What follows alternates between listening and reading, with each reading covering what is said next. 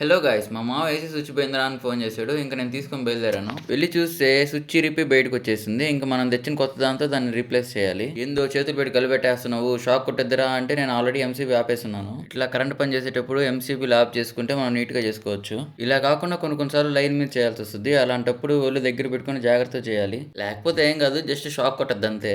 ఈ స్విచ్ లో అయితే ఫేస్ న్యూట్రల్ రెండు ఇవ్వచ్చు. ఎల్ అంటే లైన్, ఫేస్ అనమాట, ఎర్న్ అంటే న్యూట్రల్. అయితే ఏంద్రా 4 ఉన్నాయంటే 2 ఇన్పుట్లు 2 అవుట్పుట్లు అనమాట.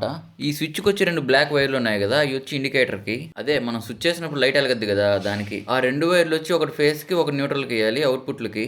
అప్పుడు మాత్రమే స్విచ్ చేసినప్పుడే వెలగద్ది. లేకుంటే ఇన్పుట్ కి ఇచ్చామనుకోండి మొత్తం వెలగతానే ఉంటది. మనం కనెక్షన్లు ఇచ్చేటప్పుడు జాగ్రత్తగా ఇవ్వాలి. ఇన్పుట్ అవుట్పుట్లు ఫేస్ న్యూట్రల్ సపరేట్ ఇవ్వాలి. ఒకవేళ అవి కలిసి అంటే షార్ట్ సర్క్యూట్ అవుద్ది. అదే అండి, లైన్ ఇన్పుట్ లో ఫేస్ ఇచ్చి లైన్ అవుట్పుట్ లో న్యూట్రల్ ఇచ్చాం అనుకోండి, అలాంటప్పుడు షార్ట్ సర్క్యూట్ అవుద్ది. షార్ట్ సర్క్యూట్ అయితే ఏమవుద్ది, దోప్ పంట మంటలు వస్తాయి, ఎంసీబీ వరకు అయితే అయిపోద్ది, లేకపోతే కాలుతా ఉంటాయి. ఈ వీడియో మీకు నచ్చితే లైక్ చేయండి, షేర్ చేయండి, సబ్స్క్రైబ్ చేసుకోండి అబ్బా.